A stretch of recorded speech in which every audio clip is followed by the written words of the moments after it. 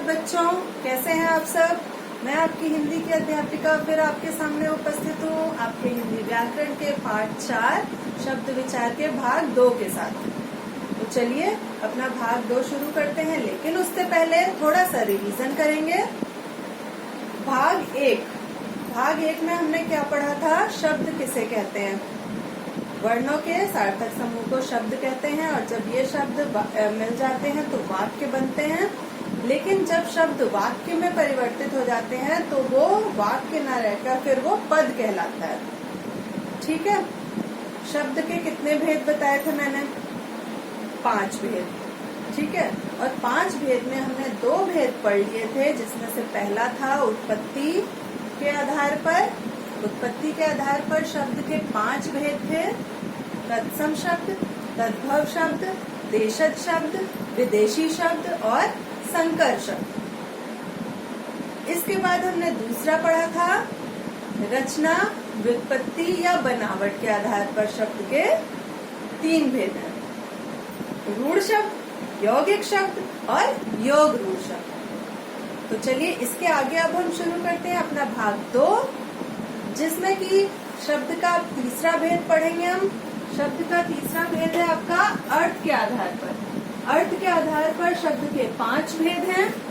पहला एकार्थी शब्द, दूसरा अनेकार्थी शब्द, तीसरा समानार्थी, इसको आप पर्यायवाची भी कह सकते हैं, चौथा विपरीतार्थक या विलोम शब्द, पांचवा समरूपी भिन्नार्थक शब्द। चलिए अब एक एक करके समझते हैं।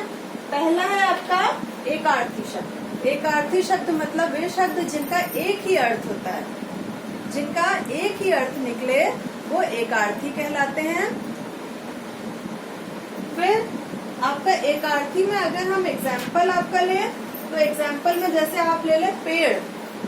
पेड़ को हम पेड़ ही कहेंगे और हम कुछ नहीं, उसका एक ही अर्थ निकल सकता है, पेड़ मीन्स वृक्ष।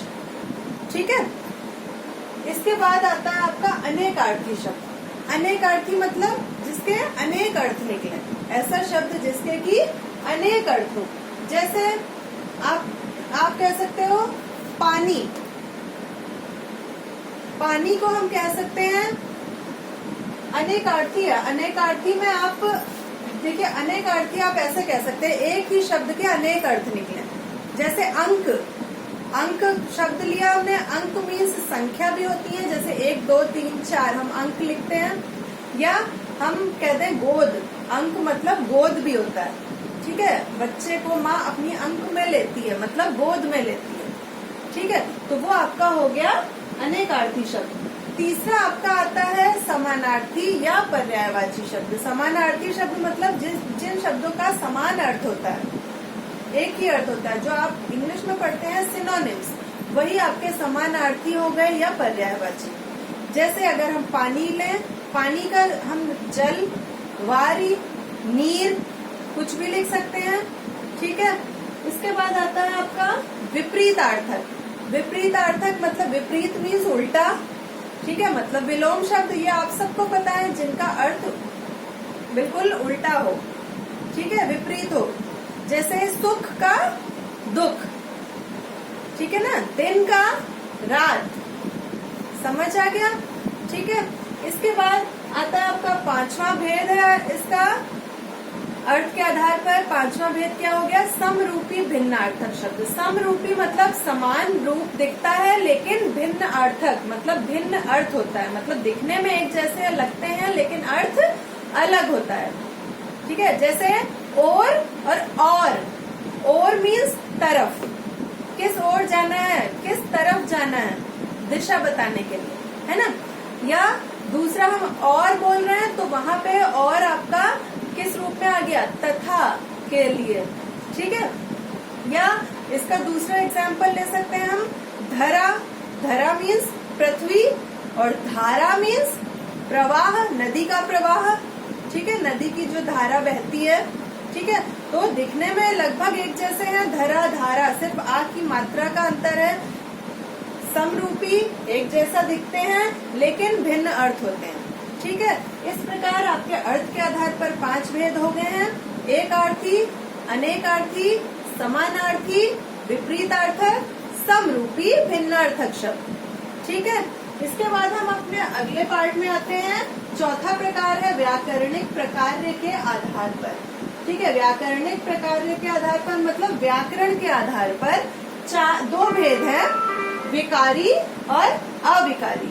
ठीक है, अब विकारी शब्द क्या होते हैं?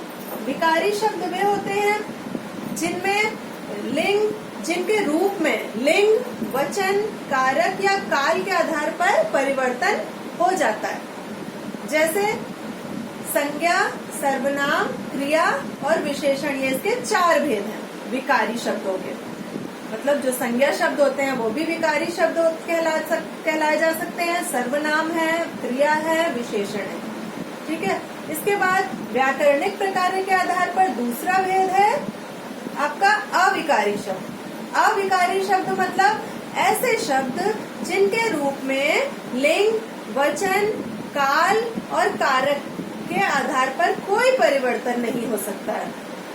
ठीक है, इसके भी 4 भेद हैं, नहीं 5। आपके 8th में 5 हो गए आपके। जैसे पहला आपका है क्रिया विशेषण, दूसरा संबंध बोधक, तीसरा समुच्चय बोधक, इसको योजक भी कहते हैं। समुच्चय बोधक को हम योजक भी कहते हैं। और चौथा आपका हो गया विस्मयादि बोधक और 5वां निपात। ठीक है, इन सबका अलग अलग जो पढ़ेंगे, हमारे सब अलग अलग चैप्टर्स में पढ़ेंगे। अभी आपको इसमें शब्द विचार के अंतर्गत सिर्फ आपको नाम याद रखने हैं, बाकी सब विकारी और अविकारी शब्दों के अपने अलग अलग चैप्टर्स हैं आगे, वो तब पढ़े जाएंगे।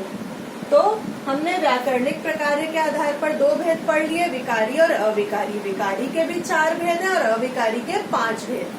ठीक है, अब 5वां शब्द भेद आपका आता है प्रयोग के आधार पर। यहाँ पे ये देखिए, यहाँ से 5वां भेद मैंने बनाया है, ये प्रयोग के आधार पर। प्रयोग के आधार पर 2 भेद हैं शब्दों के, सामान्य शब्द और तकनीकी शब्द। सामान्य शब्द क्या होते हैं? सामान्य शब्द वे कहलाते हैं जो हम अपने दैनिक बोलचाल की भाषा में प्रयोग करते हैं। जैसे जो हम रोज बोलते हैं वो सामान्य शब्द कहलाते हैं। जैसे खाना, पीना, रोटी, कपड़ा, दाल, चावल आदि। ठीक है, ये सब आपके हो गए सामान्य शब्द। दूसरा प्रकार है आपका तकनीकी शब्द। तकनीकी शब्द क्या होते हैं? तकनीकी शब्द जो विज्ञान के रूप में, ये वैज्ञानिक या हम कह सकते हैं तकनीकी रूप में हम प्रयोग करते हैं। जैसे कि हमने आपका इससे एग्जाम्पल आपका लेंगे, जैसे कि तकनीकी शब्द आपके कहलाए जो शब्द ज्ञान, विज्ञान, अर्थव्यवस्था आदि विषयों से संबंधित होते हैं। जैसे अर्थव्यवस्था, भौतिकी, रसायन, ये शब्द जो होते हैं वो तकनीकी शब्द कहलाते हैं। वो हम सामान्य बोलचाल में प्रयोग नहीं करते हैं, वो क्या कहलाते हैं? तकनीकी शब्द। ठीक है, इतना आपको क्लियर है? इसके बाद आप एक बार फिर से पूरा चैप्टर देखिए।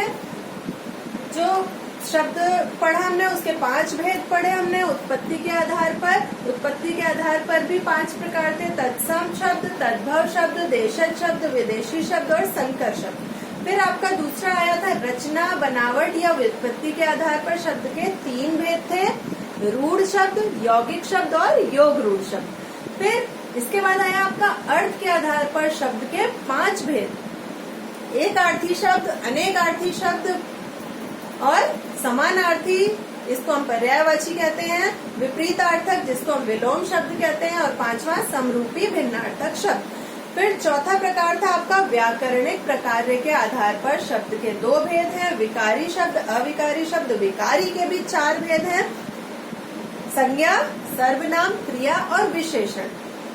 ठीक है, दूसरा था अविकारी शब्द, इसके 5 भेद, क्रिया विशेषण, संबंध बोधक, समुच्चय बोधक, समुच्चय बोधक को योजक भी कहते हैं, विस्मयादि बोधक और निपात। आखिरी भेद था शब्द का आपका प्रयोग के आधार पर। प्रयोग के आधार पर शब्द के 2 भेद, सामान्य शब्द और तकनीकी शब्द। इस प्रकार आपका यहाँ पे पार्ट 4 शब्द विचार पूरा होता है, समझाने वाला।